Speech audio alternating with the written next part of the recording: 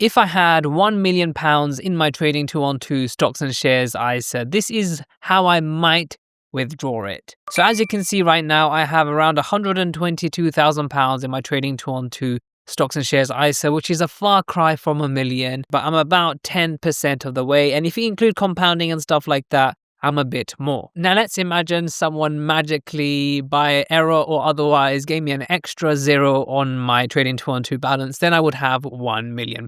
And the goal of the stocks and shares ISA since I started a few years back has always been to be able to provide income when I want to retire, and I want to retire relatively early. So in this video, I'm going to outline some of the ways in which I might withdraw my money once I hit £1 million in my trading 212 stocks and shares ISA. Now, before I start this video, it's very important to tell you that this is not financial advice or investment advice or anything like that. This can't be financial advice because I don't know your personal circumstances. I can only be talking about myself. And the realistic thing here is that I haven't reached $1 million and my plans are very likely to change. Whatever I think is going to happen now is most likely not going to happen in the future. I could start withdrawing for income well before I hit £1 million anyway. So yeah, let's just take this as a bit of entertainment. So as it stands right now in my trading 212 stocks and shares ISA, I actually no longer deposit into this account and I want to keep it separate from my other stocks and shares ISAs and let this be the main withdrawal pot when I want to retire early. Now, so far with the way that I invest into this stocks and shares ISA, it's very different from what I would recommend, and it's more of an internal experiment where I take a bit of risk,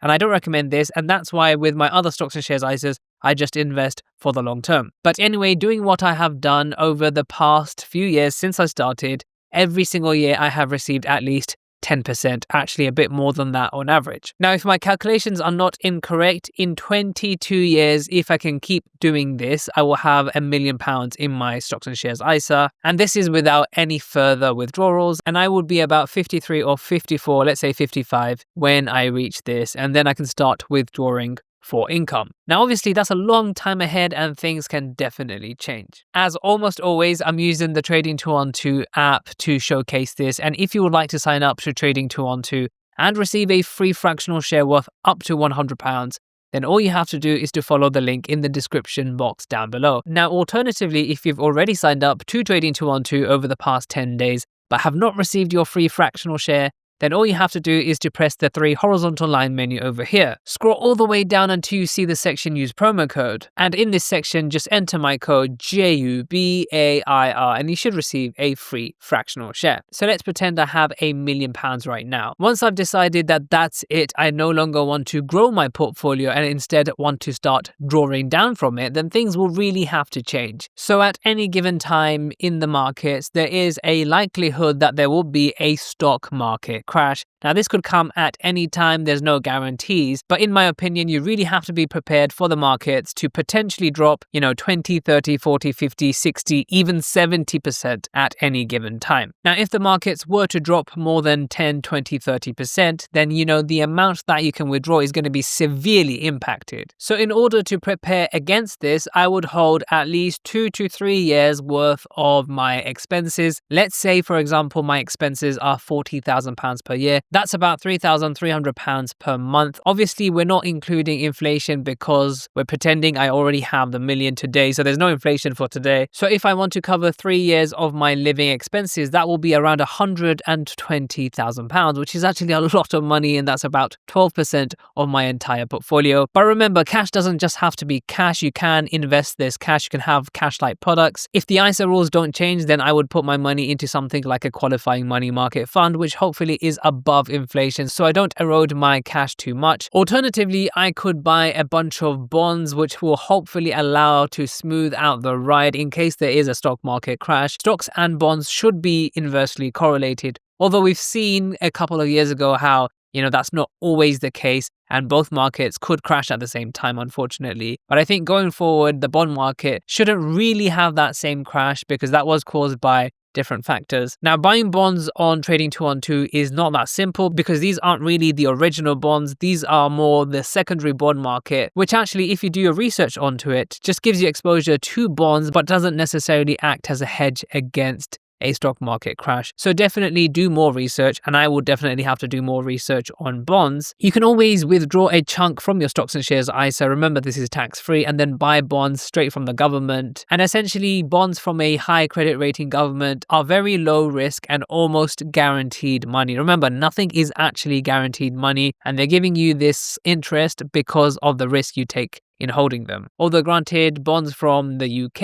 and the USA, where they have never defaulted before, are very likely to give you back that full amount plus the interest. Now, in case you're wondering why my investment value has just dropped, all I've really done is actually declude cash from my portfolio. Is declude even a word? I don't know. But I can include cash again. And you can see right now I am holding quite a bit of cash as part of my strategy. And that leads me on to what I would do with the rest of my money. Remember, I am not a financial planner or anything like that. This wouldn't be my only stocks and shares ISA, so I would take more risks with this one, as you know, I prefer to do that. So I would hold an even larger portion of cash. Maybe £120,000 will be put aside just for income's sake in case there's a stock market crash. And then maybe I will allocate £100,000 or £200,000 into some investments.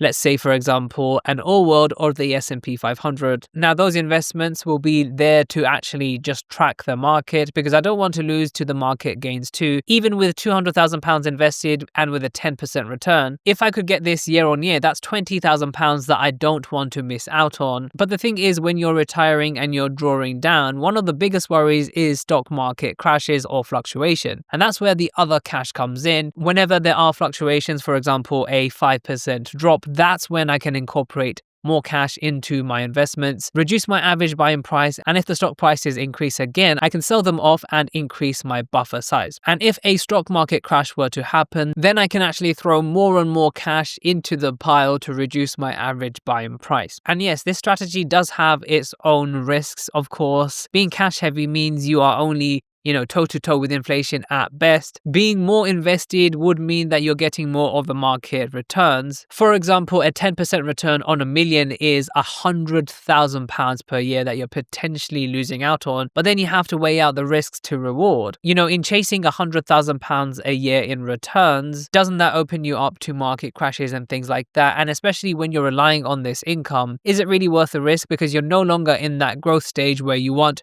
maximal returns. But obviously, I don't have £1 million in my stocks and shares ISA right now, so I don't really know exactly what I would do. I think that's the beauty of personal finance. It's really going to depend on person to person. And if you really want that extra help and you want a hands-off approach, then a financial planner or a financial advisor may be the way to go for you, although they will take a nice chunk out of your earnings. So make sure to check out some of my other videos, and I'll see you in the next video.